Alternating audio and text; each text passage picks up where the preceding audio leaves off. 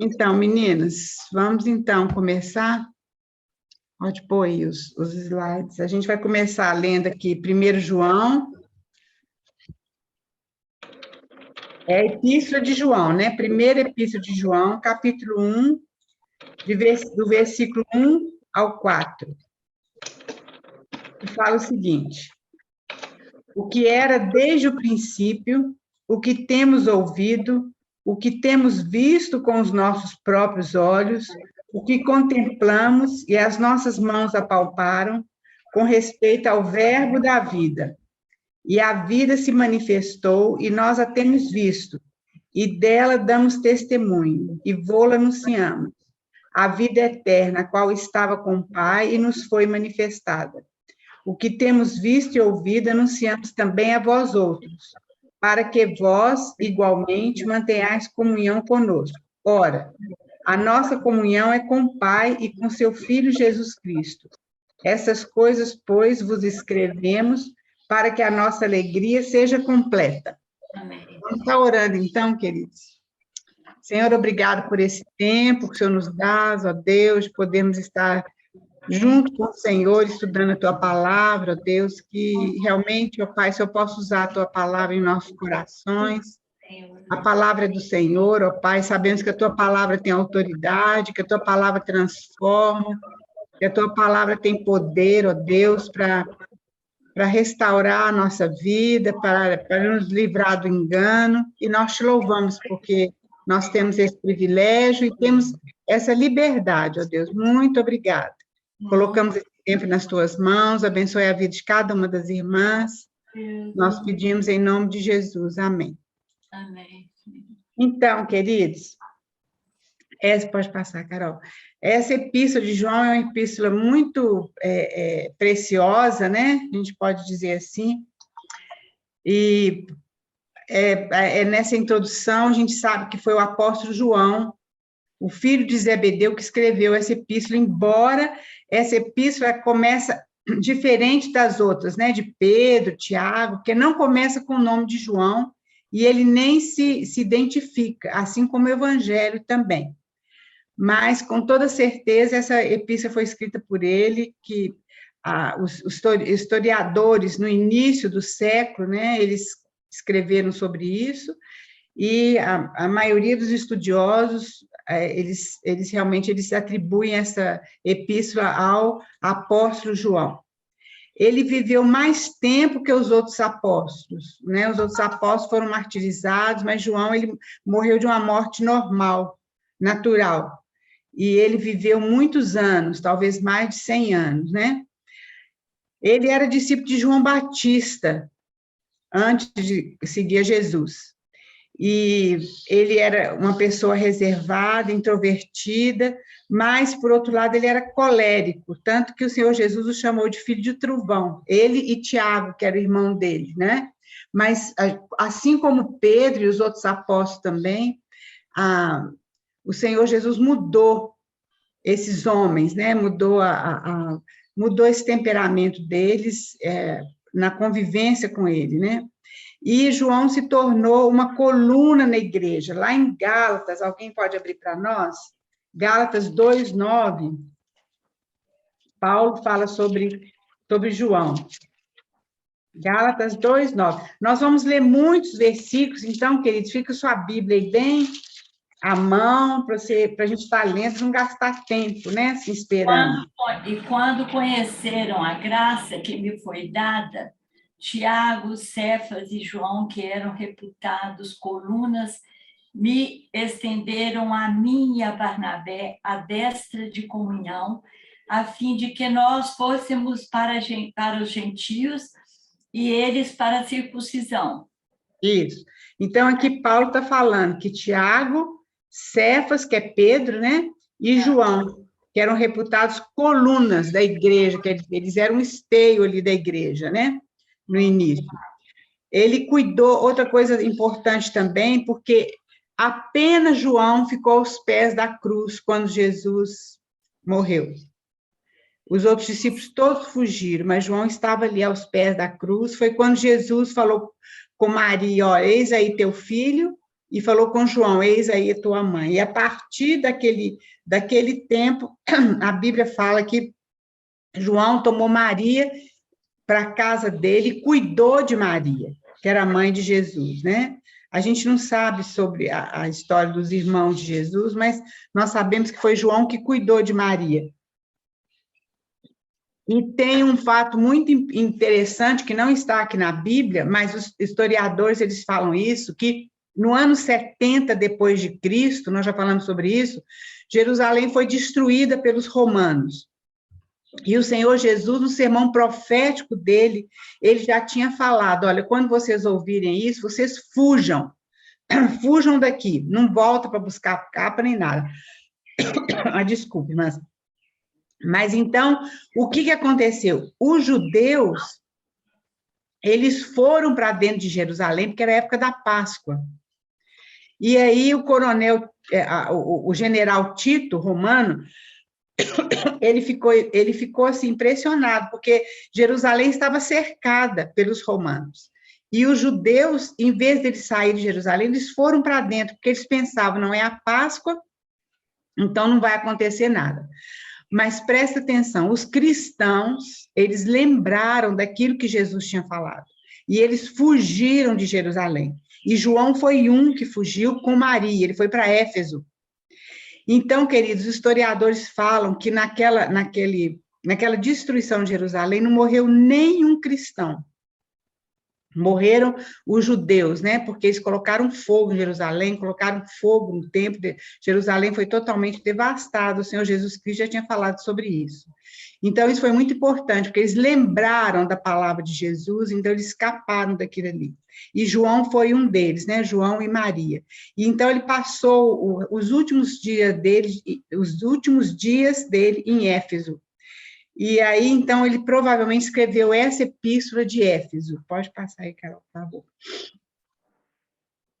Então, essa é a introdução. E continuando na introdução também, a data provável, né? Alguns falam que é no ano 90, outros falam até no ano 100 e tantos depois de Cristo, mas mais ou menos entre o ano 95 e 98, foi mais ou menos quando João escreveu essa epístola.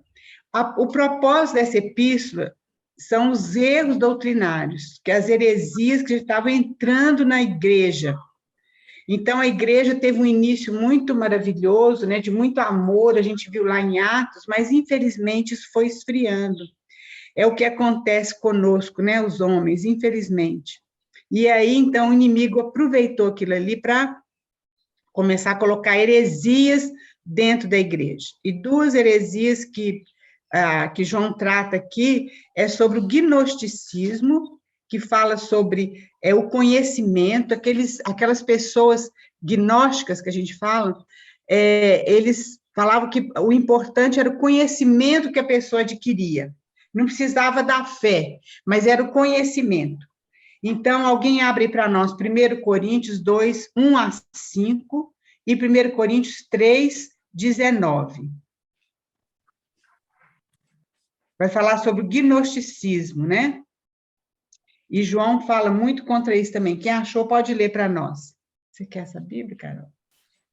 Eu, irmãos, quando fui ter convosco, anunciando-vos o testemunho de Deus, não fiz com ostentação de linguagem ou de sabedoria, porque decidi nada saber entre vós, senão a Jesus Cristo e este crucificado. E foi em fraqueza, temor e grande tremor que eu estive entre vós.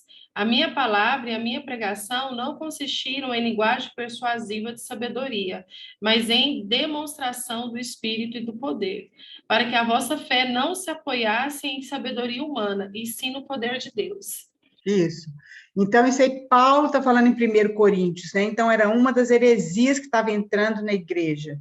E João vai falar isso também aqui, nessa epístola dele. Então, eles falavam, esses gnósticos, eles falavam que o conhecimento, não precisava da fé, era apenas o conhecimento, eles tinham de desenvolver o conhecimento. E 1 Coríntios 3, 19.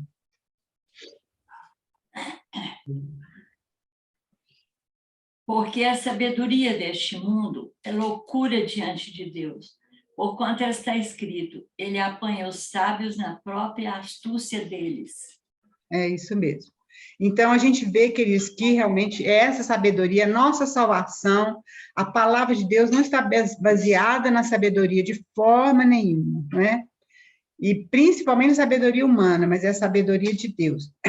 E outra heresia era chamada de docetismo. O que é o docetismo? Eles falavam que Jesus não veio em carne. Então, aqui em 1 João, ele trata muito disso.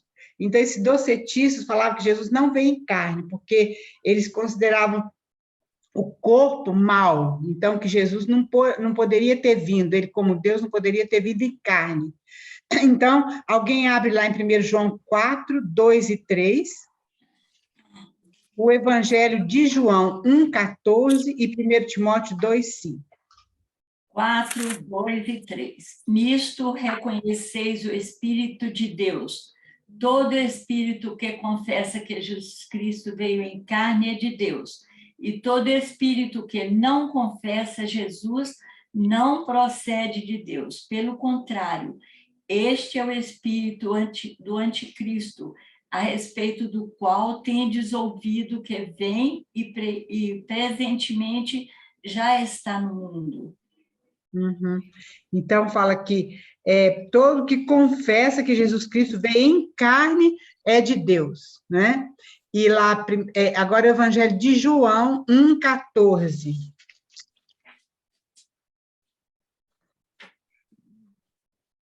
Um 14. Isso.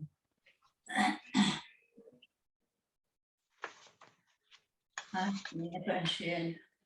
É o Evangelho de João 1, 14.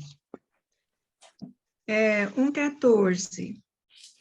E o Verbo se fez carne e habitou entre nós, e vimos a sua glória, como a glória do unigênito do Pai, cheio de graça e de verdade. Amém. Então, Amém. O Verbo se fez carne, quer dizer, o Senhor Jesus Cristo se fez carne e habitou entre nós. Aí, irmãs, vocês já estão vendo um tanto de semelhança, né? Tanto do Evangelho quanto da Epístola, né? Vocês já podem ir anotando aí na tarefinha. E 1 Timóteo 2, 5.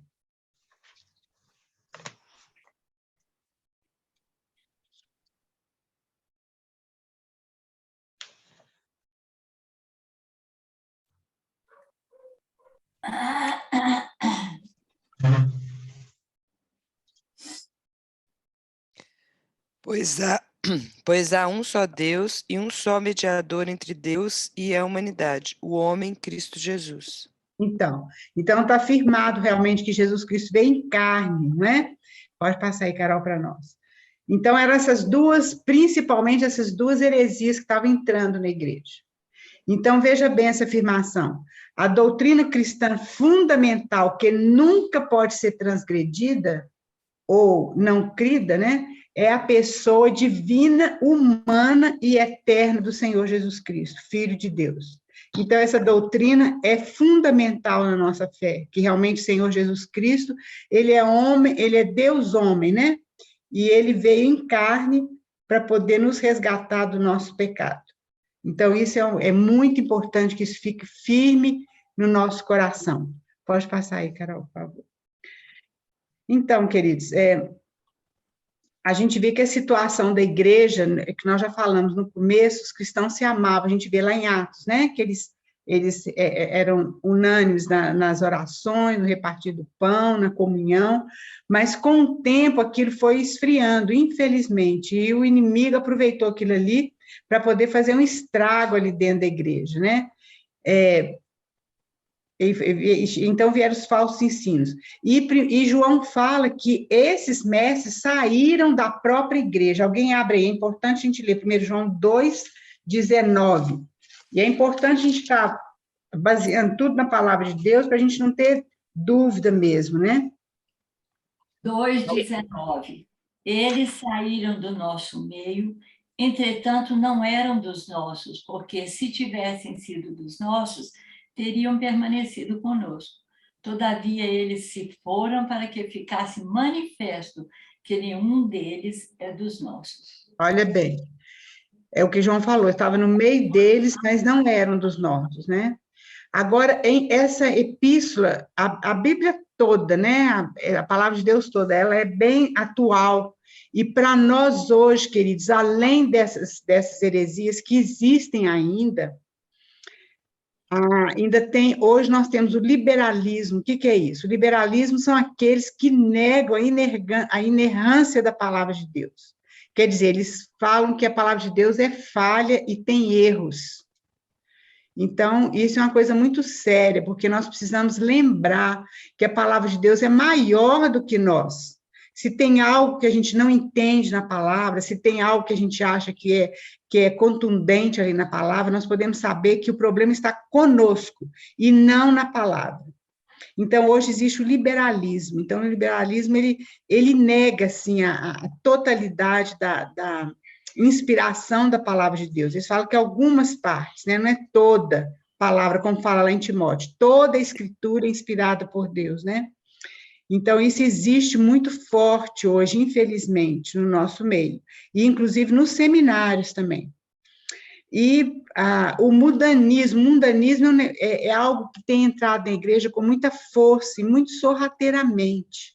E esse mundanismo, ele tem mudado a mensagem da cruz. Foi substituído, então, pelo humanismo, quer dizer, o homem em primeiro lugar. Então, queridos, veja bem, o nosso culto, a nossa fé, a pessoa central disso tudo é o Senhor Jesus Cristo, tem que ser o Senhor Jesus Cristo. Não somos nós, não é o homem. Mas veja como que as coisas entram sorrateiramente dentro da igreja, não é verdade? Aí são os direitos do homem, a prosperidade, as ideias mundanas, contrárias, muitas vezes, à palavra de Deus. Então, a gente precisa estar atento a isso, porque isso são coisas que entram até no nosso coração de maneira muito sutil. O inimigo, ele tem muita inteligência, né? Ele sabe, conhece os nossos pontos fracos. Então, muitas vezes, a gente volta, assim, a nossa atenção, assim, para a própria pessoa em si, né? E, na realidade, o centro de tudo tem que ser o Senhor Jesus Cristo. Ele tem que ser a proeminência. Lembra que ali no Monte da Transfiguração, estava Moisés e Elias, né? Como se um estivesse representando a lei e outros profetas. E Pedro, então, colocou Moisés e Elias no mesmo patamar de Jesus. E a gente vê que Moisés e Elias sumiram e eles viram apenas o Senhor Jesus. E aí veio uma voz do céu que fala: esse é meu filho amado, a ele ouvi. Então, nada a gente pode colocar no mesmo patamar do Senhor Jesus Cristo, nem a lei e nem os profetas. O Senhor Jesus está acima de todas as coisas. Isso é importante, a gente está sempre lembrando disso. Então, o liberalismo e o mundanismo são coisas também que tem entrado sorrateiramente nas igrejas, nas nossas reuniões, não é? Pode passar aí, por favor, Carol. Então, nós falamos, então, que essa primeira carta de João é muito semelhante ao Evangelho. Eu já vou dar umas dicas, porque quem não entrou no princípio, eu falei que a gente teria uma tarefinha para a próxima sexta-feira, é vocês verem essas semelhanças. Lê lá a primeira epístola de João, vocês vão lembrar do Evangelho de João. Então, veja bem, fala, aqui nós vamos ver no final que a divisão desse primeira epístola. Então, fala do amor, fala da luz, fala da verdade, do testemunho, da nossa filiação. O Evangelho de João é para as pessoas que possam crer que Jesus é o Cristo. Cristo é aquele enviado, o ungido. Então, alguém abre aí para nós, João 20, versículo 30 e 31. O Evangelho de João, versículo 20, 30 e 31.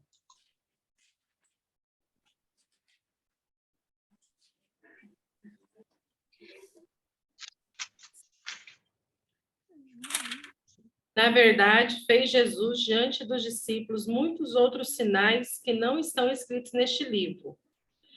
Estes, porém, foram registrados para que creias que Jesus é o Cristo, o Filho de Deus, e para que, crendo, tenhas vida em seu nome. Então, veja bem, o Evangelho é para que a gente possa crer que Jesus é o Cristo, e então a gente ser salvo através dessa fé. A epístola já é diferente, é para dar segurança da nossa salvação. Então, alguém vê aí, 1 João, agora é epístola, né? 1 João 5, 13.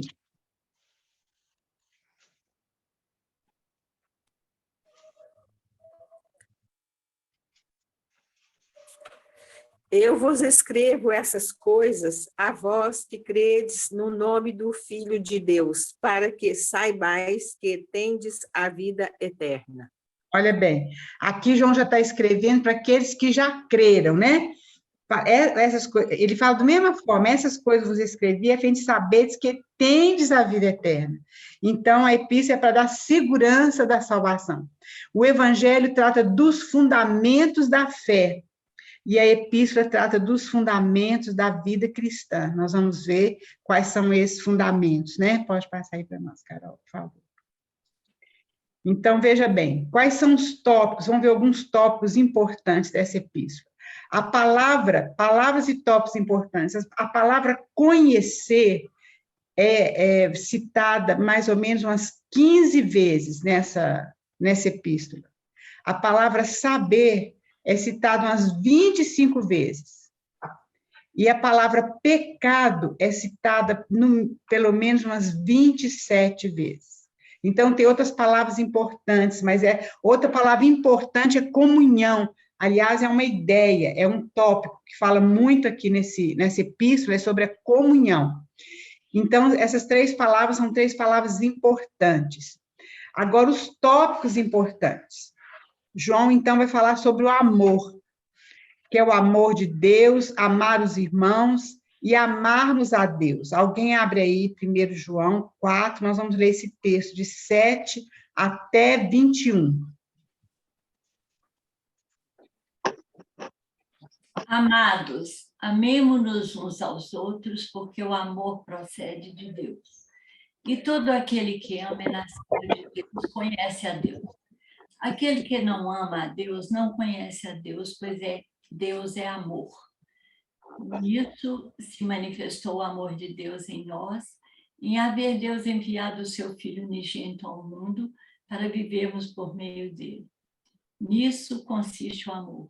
Não é que nós tenhamos amado a Deus, mas em que ele nos amou e enviou seu Filho como propiação pelos nossos pecados. Até quando? Até o 21. Amados, se Deus de tal maneira nos amou, devemos nós também amar uns aos outros. Ninguém jamais viu a Deus. Se amarmos uns aos outros, Deus permanece em nós e o seu amor é em nós aperfeiçoado. Nisso conhecemos que permanecemos nele e ele em nós, em que nos deu do seu Espírito.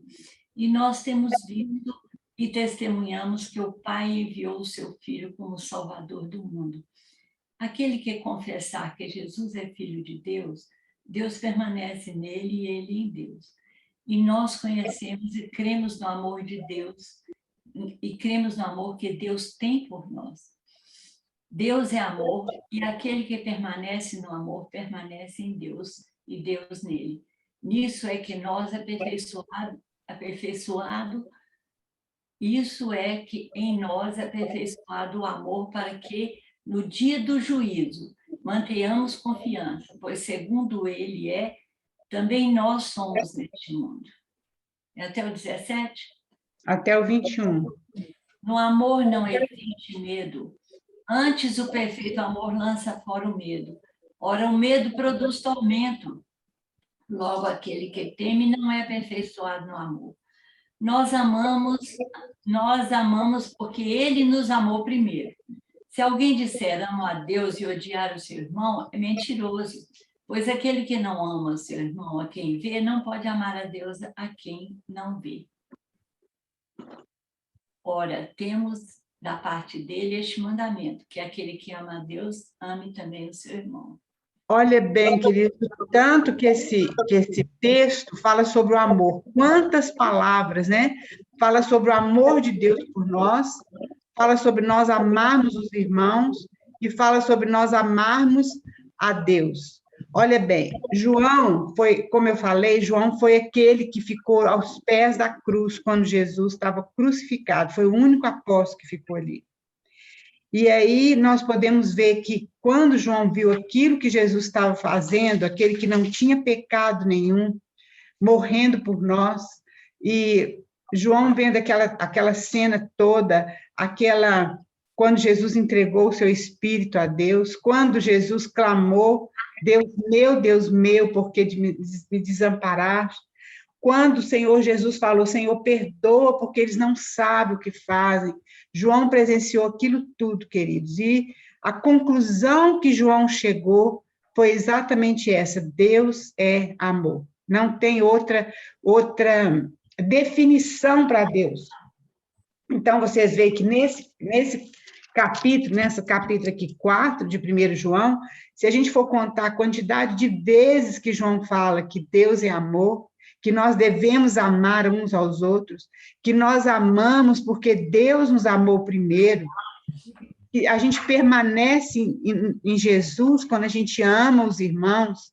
Isso é uma coisa muito forte, essa parte dessa epístola, e é uma coisa muito séria. Ele fala que nós devemos amar os irmãos. E tem alguns irmãos que é fácil amar, mas tem outros irmãos que é muito difícil, é impossível. Uma vez uma pessoa falou algo para mim que me ajudou muito. Essa pessoa falou o seguinte, que o amar e o perdoar não são sentimentos, mas são escolhas. Porque muitas vezes a gente pensa assim, mas eu não sinto, né? Eu quero amar, mas eu não sinto. Eu quero perdoar, mas eu não sinto. Mas é questão de obediência a Deus. Então, a gente tem que tomar a decisão de amar. A gente tem que tomar a decisão de perdoar. A Bíblia não fala da gente sentir, mas a Bíblia fala da gente tomar essa decisão, tomar esse passo, porque o nosso coração é enganoso. Então, nós temos que tomar essa decisão. A nossa alma, o nosso coração precisa saber que nós queremos tomar essa decisão, que é de amar os nossos irmãos e perdoar os nossos irmãos. Porque aqui está falando claramente que aquele que não ama, ele não procede de Deus. Então, realmente, são decisões que nós precisamos tomar contra o nosso eu mesmo, contra a nossa vontade. Por isso que Jesus falou, olha, toma a sua cruz e siga-me, né? E essa é uma das coisas que a gente tem que tomar a nossa cruz, porque muitas vezes a gente não quer amar, porque a pessoa é difícil, porque ela fez alguma coisa contra nós, o nosso irmão, mas aqui está falando que nós devemos amar, porque Deus amou primeiro. Então, isso é muito importante, querido, viu? Que o Senhor realmente possa nos ajudar e ter misericórdia de nós. E esse texto aqui de João, aliás, essa epístola toda, a gente deve ler com muito cuidado, porque isso aí são os fundamentos da nossa fé, não é? Outro tópico que João fala é sobre o pecado universal. Porque muitas pessoas falam assim, não, mas o fulano é muito bom, o fulano tem várias qualidades, mas o pecado é uma coisa real na vida de todo homem, porque nós somos descendentes de Adão. Nós já falamos muito sobre isso. Isso é real na nossa vida. Aquele que não tem Jesus, ele tem o DNA de Adão, que é o DNA de pecador. Aquele que tem Jesus, o seu DNA já foi mudado. Nós pertencemos agora ao Senhor Jesus. Então, é isso que João vai falar também.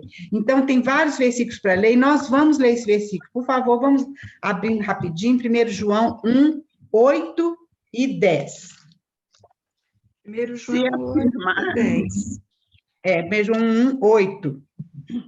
Se afirmar que não temos pecados, enganamos a nós mesmos e não vivemos na verdade. Isso. E o 10, por favor, Virgínia. Se afirmarmos que não pecamos, chamamos Deus de mentiroso e mostramos que não há em nós lugar para a sua palavra.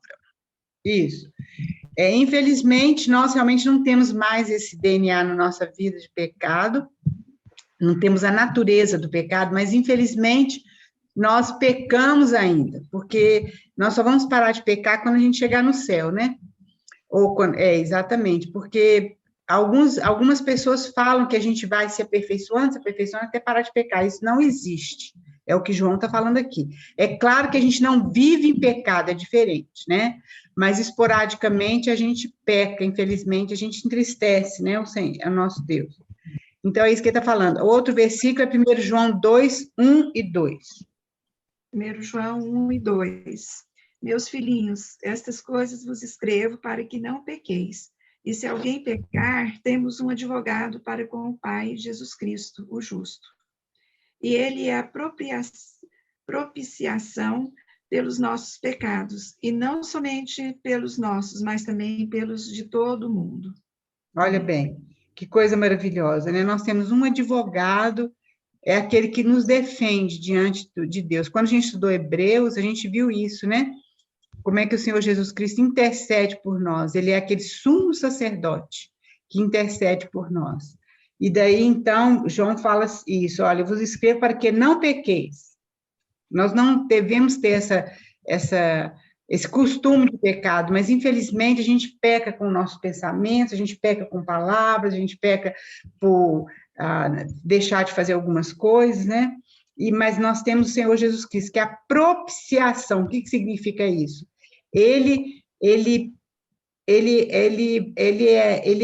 A justiça dele está colocada na nossa vida, assim como no nosso pecado está colocado sobre ele. Então, Deus, quando olha para nós, ele vê o Senhor Jesus Cristo, isso que é a propiciação. Ali no Santo dos Santos tinha a arca, e a tampa da arca chamava propiciatório. É exatamente isso. É aquilo, é o sangue do Senhor Jesus Cristo sendo derramado sobre a nossa vida, né? Outro versículo, 1 João 3:5.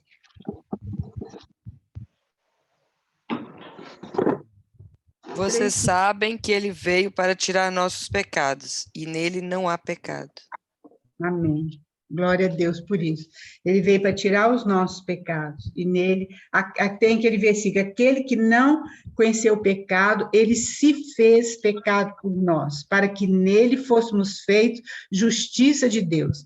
Então, ali na cruz, tem algumas frases do Senhor Jesus Cristo, se não me engano, são 7 frases, mas tem aquela parte que ele fala Pai, Pai, Pai, sempre Pai, mas tem uma hora que ele fala Deus meu, ele não fala Pai, porque naquela hora Deus se separou dele, porque foi quando o pecado do mundo inteiro foi colocado sobre ele. Então foi o único momento na vida do Senhor Jesus Cristo que ele não teve comunhão com o Pai. Então, foi o momento mais sofrido da vida dele, não só o sofrimento no corpo dele, na carne, mas dos pecados, da sujeira do mundo sendo colocada sobre ele, não é? Então, agora, João 2:12. Você leu esse, né, Raquelzinha? Não. Eu Você li leu o 3. Leu 3. Ah, não, então, primeiro João 4:10. 4:10 agora, irmãs, por favor. Nisso está a caridade, não em que nós tenhamos amado a Deus, mas em que ele nos amou a nós e enviou seu Filho para a propiciação pelos nossos pecados. Isso, nós já entendemos bem o que é propiciação. Então, aqui fala que o amor é exatamente isso, o verdadeiro amor foi que Deus nos amou, não que nós amamos a Deus, mas que Deus nos amou. E enviou, então, o Senhor Jesus Cristo. Isso é o auge do amor, né, queridos? Não existe amor maior do que esse. E fala sobre nós confessarmos os pecados. 1 João 1:9.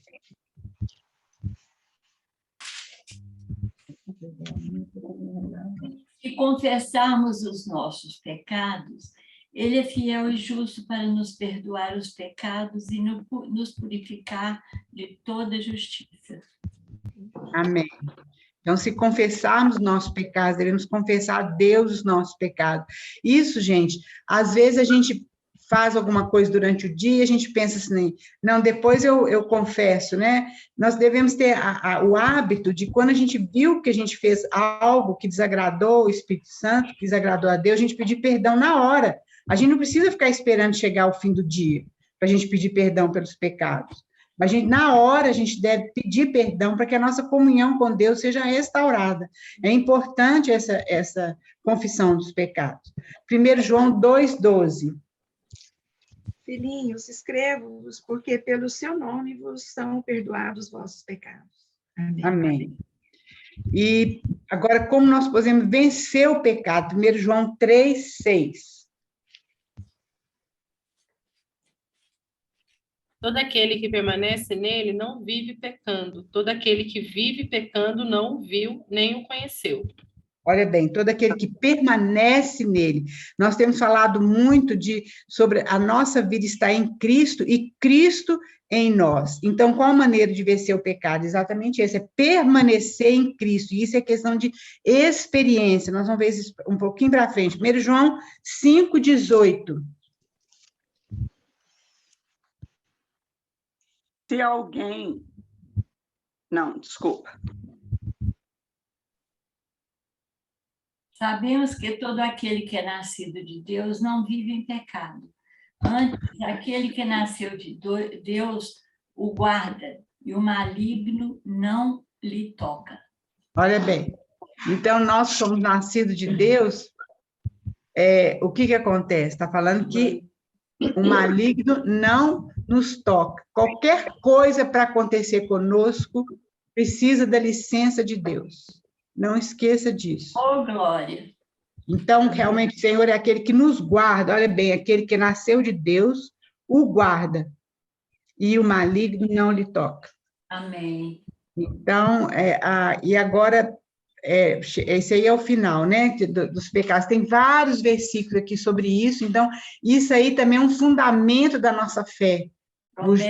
João falando, exatamente, João falando que nós temos o perdão dos pecados, porque nossos pecados foram pagos, né, pelo Senhor Jesus, ali na cruz do Calvário, porque o inimigo, ele joga muita seta de acusação na nossa vida, e o maligno, ele não pode nos acusar, nós devemos resistir a isso aí. É claro que nós devemos ir a Deus, pedir perdão por aquilo que a gente fez de errado, mas a gente não pode deixar que o maligno fique nos acusando, porque isso traz tristeza ao nosso coração, traz desânimo, traz várias coisas. A gente tem que saber que realmente o Senhor, nós estamos revestidos do Senhor Jesus Cristo, nós estamos no Senhor Jesus Cristo, né?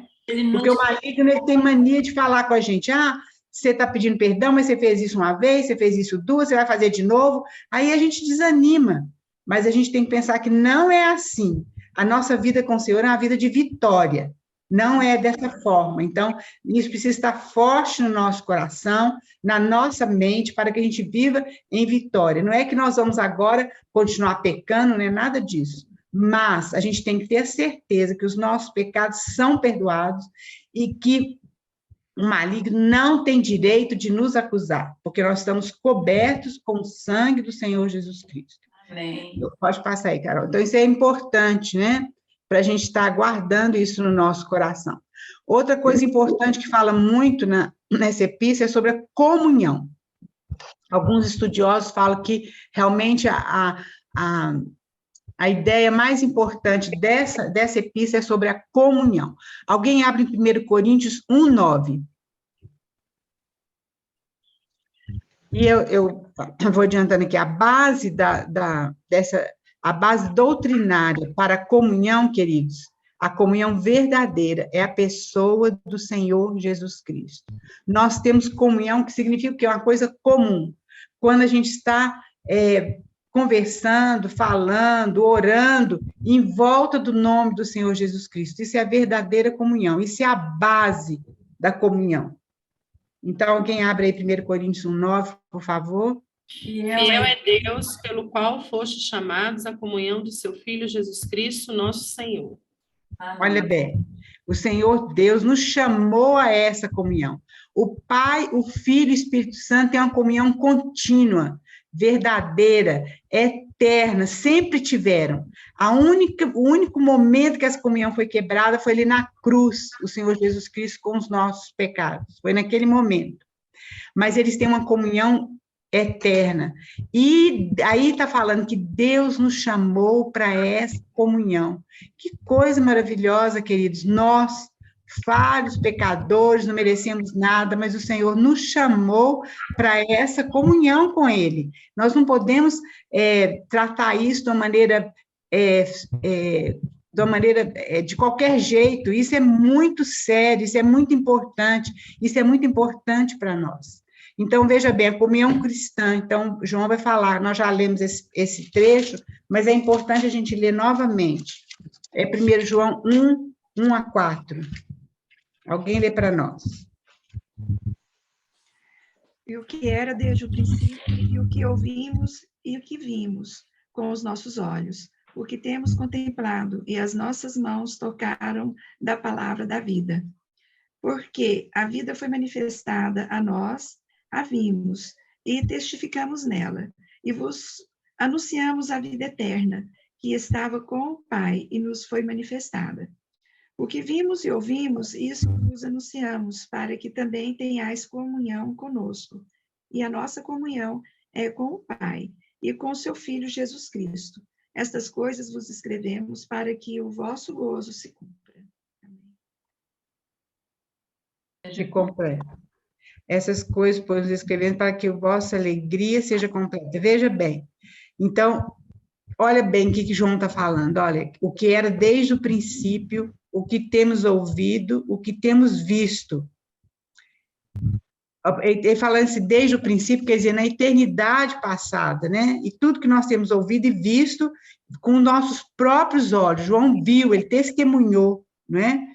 E o que contemplamos e as nossas mãos apalparam. Lembra que João foi aquele que reclinou no peito de Jesus ali na ceia, né? Na última ceia, com respeito ao verbo da vida, que é o Senhor Jesus. E a vida se manifestou, e nós a temos visto, e dela damos testemunho, e vô-la anunciamos, a vida eterna, a qual estava com o Pai, e foi manifestada a nós, através do Senhor Jesus Cristo, né? O que temos visto e ouvido, ele repete, anunciamos também a vós outros. Agora, vê qual o objetivo disso, para que vós, igualmente, mantenhais comunhão conosco. Ora, o que ele fala? A nossa comunhão é com o Pai e com seu Filho Jesus Cristo. E então é isso que vai o quê? O João está escrevendo isso para que a nossa alegria, o nosso gozo seja completo. Então, essa comunhão com Deus, com o Senhor Jesus Cristo, isso traz alegria ao nosso coração. Tem aquele versículo que fala, alegria do Senhor é a nossa força. Então, essa comunhão, queridos, nós precisamos desenvolver essa comunhão. Então, ele vai falar sobre manter a comunhão. 1 João 1, 5 a 7. Muitas coisas na palavra de Deus já estão feitas, é a nossa posição. Deus já nos colocou em Cristo. Deus fala que nós somos assentados nos lugares celestiais. Agora, existe a parte da nossa experiência. Nós precisamos crer nessa palavra e experimentar isso cada dia. Isso aí é a nossa parte. Então, nós vamos ver isso um pouquinho para frente. Então, vamos ver como que a gente pode manter essa comunhão. 1 João 1, 5 a 7. Ora, a mensagem que da parte dele temos ouvido e vos anunciamos é esta, que Deus é luz e não há nele treva nenhuma. Se dissermos que mantemos comunhão com ele, andamos nas trevas, mentimos e não praticamos a verdade. Se, porém, andamos na luz como ele está na luz, mantemos comunhão uns com os outros, e o sangue de Jesus, seu Filho, nos purifica de todo pecado. Olha bem, até aí. Olha bem o que ele está falando. Como a gente pode manter essa comunhão? Ele fala que andar na luz. Então, Deus é que é a luz. Andar na palavra de Deus, meditar na palavra de Deus, encher a nossa mente e o nosso coração com essa palavra. Então, ele está falando, se dissermos que mantemos comunhão com ele e andamos nas trevas, a gente está mentindo e não praticamos a verdade. Se, porém, andarmos na luz, como ele está na luz, mantemos comunhão uns com os outros, e o sangue de Jesus, seu Filho, nos purifica de todo pecado. Então, queridos, veja bem, como a gente manter essa comunhão? É andar na luz. A palavra de Deus é luz, não é isso que fala no Salmo 119? Lâmpada para os meus pés é a tua palavra, e luz para os meus caminhos. Porque o Senhor Jesus, ele é luz, Deus é luz. E onde a luz entra, não existe trevas, né? A vida de comunhão com Deus é alegre. Então, nós já vimos lá em 1 João 1, 4, e é vitoriosa também. Então, 1 João, alguém lê 1 João 2, 12 a 14. 1 João 2, 12 a 14.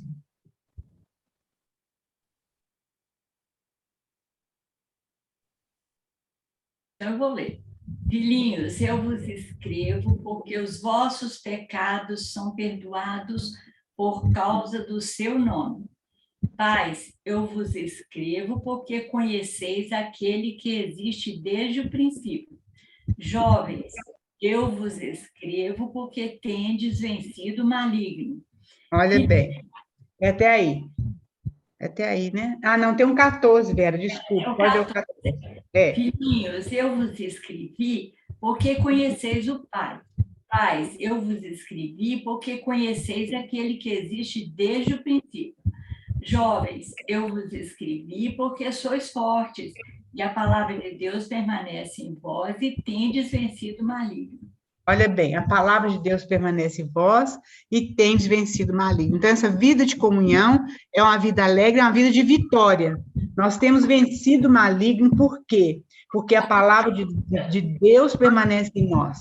A palavra escrita, e não só a palavra escrita, mas é a vida do Senhor Jesus Cristo que permanece em nós, né? Vamos passar aí, Carol, por favor.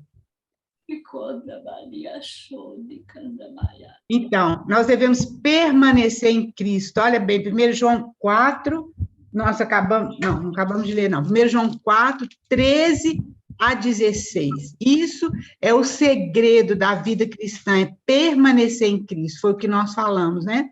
Alguém lê para nós 1 João 4, 13 a 16. Deus nos deu seu Espírito, como prova de que permanecemos nele, e ele em nós.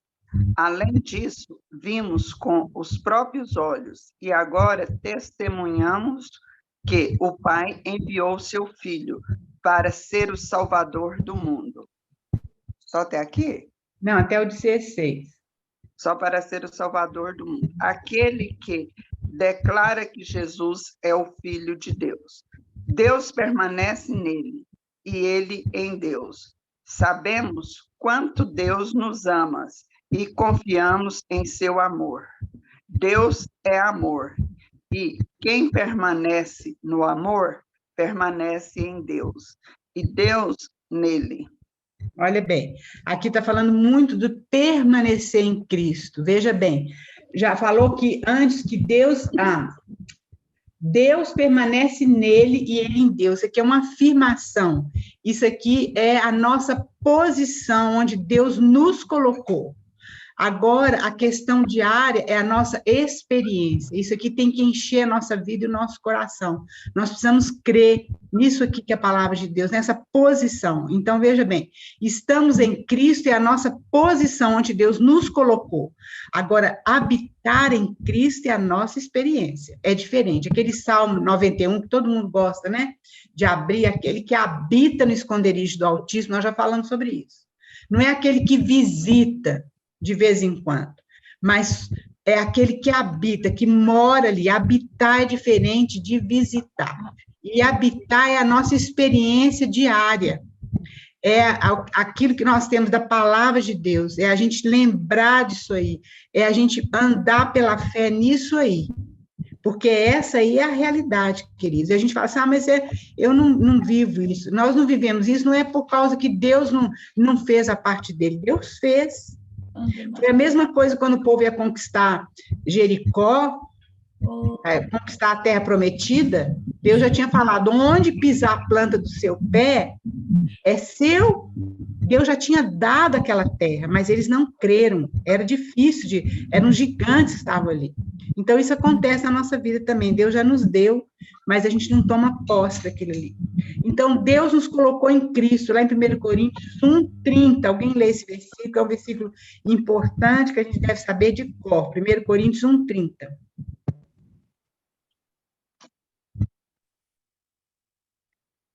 Já estamos terminando, viu, queridos?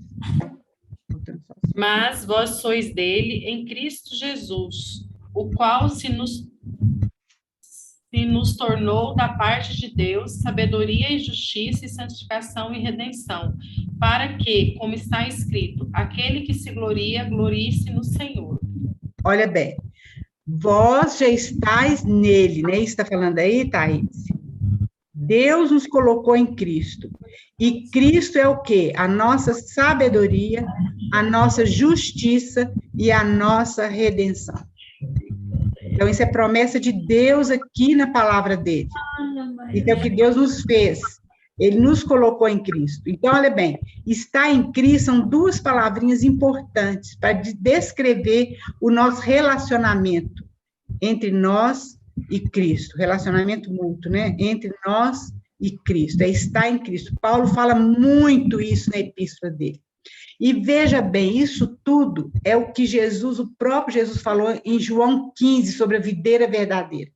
Nós já falamos que o Senhor Jesus semeou essas sementinhas lá nos evangelhos. E agora, nas cartas, a partir de Romanos, Coríntios, etc., essas sementinhas vão dar fruto, vão crescer. Então, agora elas estão desenvolvendo. Então, quando Jesus fala videira verdadeira, né, que nós somos os ramos, e ele, então, é essa videira, é exatamente isso. A gente está em Cristo e Cristo em nós. Porque quando você olha a videira, se você olha um ramo, o ramo é videira, não é? O caule é videira, a raiz é videira, tudo é videira. Então, é Cristo em nós e nós em Cristo. Esse é o segredo da vida cristã. Então, veja bem, o Senhor Jesus nos deu a salvação, abriu o caminho para o céu, queridos. Isso é uma coisa maravilhosa, mas ele fez muito mais que isso. Ele se deu a nós. Isso, ele deu a vida dele a nós. Então, ele habita em nós, o Espírito Santo habita em nós. Ele fez muito mais do que isso. Então, essa ideia que nós temos, eu aceitei o Senhor Jesus Cristo e agora eu vou para o céu e pronto, acabou. Não é isso, isso é o início, isso é só o jardim de infância. Nós precisamos passar para outras etapas, porque Deus tem muito mais para conquistar na nossa vida, né? Pode passar aí, Carol, eu acho que só tem mais um slide, né? Não.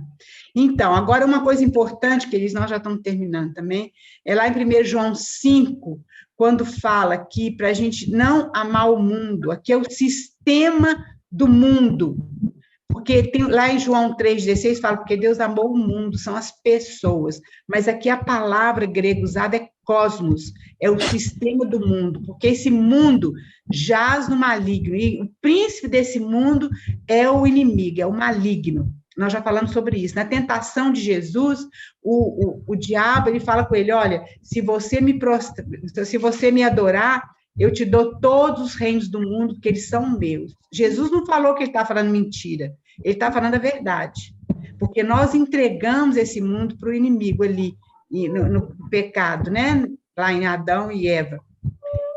Então, esse é o sistema do mundo.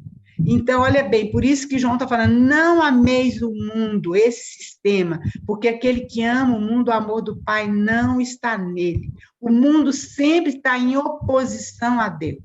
O mundo sempre está contra as coisas de Deus na nossa vida e na palavra dele. Então, isso é muito importante. Vamos ler só esse 1 João 5, 6 a 9, por favor. Não, nesse versículo não vai falar, eu queria que a gente lesse antes, 1 João 2,15, onde ele vai falar sobre o mundo. Tem mais um capítulo, né? Não ameis o mundo, nem as coisas que há no mundo. Se alguém amar o mundo, o amor do Pai não está nele. O 16. Porque tudo que há no mundo, a concupiscência da carne, a concupiscência dos olhos e a soberba da vida não procede do Pai, mas procede do mundo. Isso. E aí ele fala, ora, o mundo passa bem como a sua concupiscência, porém aquele que faz a vontade de Deus permanece eternamente. Aleluia. Prestar atenção nisso, queridos, que o mundo nos envolve de uma maneira muito forte. Então, realmente, que a nossa vida seja diferente. Quando fala igreja significa eclesia. O que é eclesia? É que foram tirados para fora do mundo. Nós fomos tirados para fora do mundo. O mundo não é a nossa casa, não é o nosso lar. Nós estamos aqui de passagem, nós somos um povo diferente aqui no mundo, como fôssemos uns ET, vamos dizer assim, né? E depois, lá em 1 João, fala que o Senhor Jesus Cristo veio da água e do sangue. O que significa isso? Significa que é a encarnação do Senhor Jesus Cristo e o sangue é a morte do Senhor Jesus Cristo. Quando Jesus Cristo morreu, lá em João, fala claramente que quando o soldado abriu o lado dele com a lança, saiu água e sangue. E aí, então, nós vemos o nascimento da igreja ali, né? Depois a gente pode até falar mais sobre isso. Mas significa isso aí. Pode passar aí, Carol. Quando fala que vem em água e sangue, certo? Vocês vão ler isso lá. Ainda tem mais coisa aqui. Fala sobre a oração respondida, é a outra segurança que nós temos, né? Que nós temos nossos pecados perdoados, nós temos a comunhão com o Pai, nós temos o amor do Pai, nós temos a oração respondida. E a oração, então, é para dobrar a nossa vontade a Deus, e não dobrar a vontade de Deus a nossa. É alinhar a nossa vontade à vontade de Deus. Isso é que é oração, é trazer a vontade de Deus para nós, para o mundo, né? Como Jesus orou, que a tua vontade se faça na terra, assim como ela é feita no céu. Então, a oração é para dobrar a nossa vontade à vontade de Deus, e não o contrário. E tem a oração de intercessão, que fala sobre o pecado. Isso aí a gente teria que entrar mais, talvez um pouquinho na próxima aula, porque nós já estamos avançados no nosso tempo, e aqui tem muitas coisas para a gente ver, porque tem esse pecado para a morte, que é a pessoa que peca deliberadamente, conscientemente. Acho que só tem mais um, né? E não, tem mais dois. Então, queridos, eu acho que ficou meio extensa a nossa aula, e nós já estamos avançados no tempo. Eu acho que a gente vai tentar continuar na próxima sexta-feira, porque aí nós vamos tentar fazer esse restinho de 1 João e fazer 2º e 3º João. Eu não sei se a gente consegue fazer Judas também. A nossa irmã Edmeia, ela vai poder nos ajudar só no mês de setembro, até eu pedir a Denise para entrar em contato com ela e confirmar essa data, porque ela ficou de compartilhar conosco a Epístola de Colossenses e o livro de Apocalipse. Mas nós vamos fazer o seguinte, como é só em setembro, nós vamos tentar fechar o Novo Testamento todo, né? Terminar as cartas de João, Judas e Apocalipse. E depois, então, ela vai fazer esse estudo, né, para nós, tanto de Colossenses quanto Apocalipse, tá bom? Vamos combinar assim? E aí, depois a gente vê, irmãs, como nós vamos continuar as nossas aulas, porque nós, graças a Deus, nós estamos terminando a Bíblia, nós começamos em Gênesis, tem 2 anos isso, né? 2 anos e pouquinho, não sei. Nós começamos em Gênesis e estamos chegando em Apocalipse, com a graça de Deus, né? Vimos bem por cima, mas a gente viu um pouquinho de cada livro, né? Como é que é preciosa a palavra de Deus. E aí nós vamos orando e pensando o que nós vamos fazer depois de terminar isso, a palavra de Deus, assim, de uma maneira panorâmica, né? Se a gente vai estudar um livro, como que nós vamos fazer? Vamos estar orando e aí as irmãs, nós vamos chegar a uma conclusão, né? Deus vai mostrar para a gente como que nós vamos agir. Alguém, então, podia orar para nós para terminar esse período? Senhor, isso é maravilhoso, Deus. É uma bênção. É precioso demais. E te louvamos por esse tempo. Obrigada pelas irmãs, pela vida da Raquel, porque podemos estar juntas através do computador, Senhor, como se estivéssemos juntinhas umas das outras. Nós agradecemos por esse sentimento que é o nosso coração, essa alegria de ouvirmos a Tua palavra, confraternizando aqui nós, Senhor Deus. Obrigada por esse tempo. Abençoe cada um na necessidade que tem cada uma das suas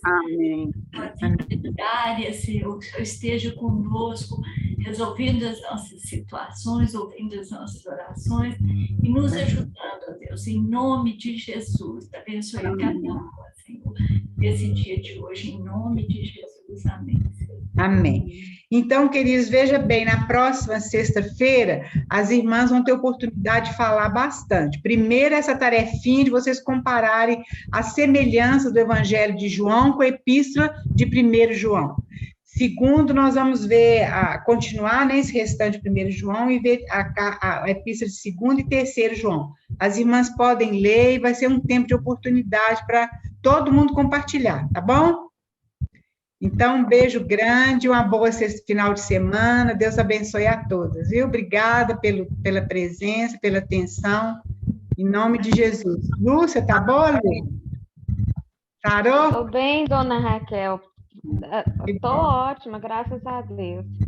Que bom. Obrigada pela preocupação. E o Ivan, tá bom?